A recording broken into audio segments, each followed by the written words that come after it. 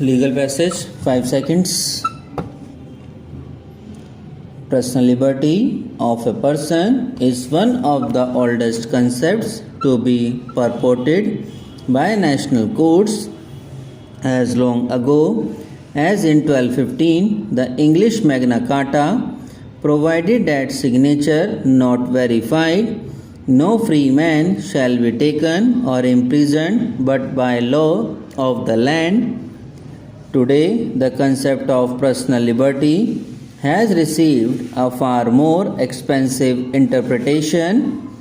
The notion that is accepted today is that liberty encompasses these rights and privileges which have long been recognized as being essential to the orderly pursuit of happiness by a free man and not merely freedom from bodily restraint. There can be no doubt in saying that lodging juveniles in adult prisons amounts to deprivation of their personal liberty on multiple aspects. This writ application under Article 32 of the Constitution is at the instance of a convict accused undergoing life imprisonment for the offence of murder, seeking appropriate directions to the respondent state of Uttar Pradesh to verify the exact age of the convict on the date of the commission of the offence, as it is the case of the convict that on the date of the commission of the offence, that is 10 September 1982, he was a juvenile aged around 15 years. The facts giving rise to this litigation may be summarized as: the writ applicant along with other co-accused persons was put to trial for the offence punishable under section 302 writ with 34 of the IPC. Secondly, the 5th Additional Sessions Judge, Agra, in the Sessions trial arising from the case crime number 126 of 1982, registered with the Fatehpur Sikri district, Agra, held the writ applicant herein and the co-accused persons guilty of the offence of murder and sentenced them to life imprisonment. Thirdly, the writ applicant herein and the other convicts went in appeal before the Allahabad High Court by filing the criminal appeal questioning the legality and validity of the judgment passed by the trial court in 1986. Fourthly, the appeal was heard by the High Court and by judgment an order came to be dismissed, thereby affirming the judgment and order of conviction passed by the trial court. And fifthly, the writ applicant herein dissatisfied with the order passed by the High Court dismissing his appeal referred to above came before this court by filing the application.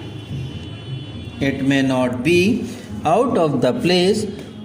to state at this stage that till this court dismissed the special leave petition void the order, the writ applicant herein had not raised the question of him being a juvenile on the date of the commission of the alleged offence. It appears that while the writ applicant was undergoing sentence of life imprisonment, he was subjected to medical examination by the medical board constituted by the respondent state in pursuance of the judgment rendered by a division bench of the Allahabad High Court in the criminal writ public interest litigation number 855 of 2012, wherein the division bench of the Allahabad High Court observed as admittedly as per the state earlier affidavits, it was claimed that there were 72 prisoners who may have been below 18 years in age and who are detained in the various district or central jails. Prima facie, there appears to be some material for suggesting that such prisoners may have been below 18 years on the date of commission of the offences. After the modification of the Juvenile Justice, Care and Protection of Children Act 2000 by Act number 33 of 2006, under section 2(1), a juvenile in conflict with law means a juvenile who is alleged to have committed an offence and has not completed 18 years of age as on the date of commission of such offence. Under the proviso to section 7A(1) of the Act, it is mentioned that a claim of juvenility may be raised before any court, and it shall be recognized at any stage, even after the final disposal of the case, and such claim shall be determined in terms of provisions contained in this Act and the Juvenile Justice, Care and Protection of Children Rules 2007. We therefore direct the district judges who are chairpersons of their respective legal services authority to directly oversee that efficient lawyers are appointed for the purpose of providing legal aid to the prisoners who have been mentioned in the list furnished by the state governments and described to be below 18 years in the age on the date of commission of offence. The said legal aid lawyers should get the ages of the prisoners ascertained by obtaining documents and carrying out the other measures provided under Rule 12 of the Juvenile Justice Act and rules, and also on the lines suggested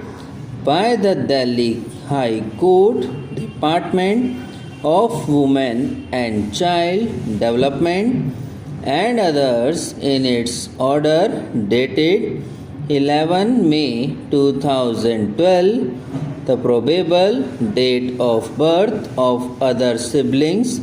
can also be taken into account for ascertaining the true age of these prisoners.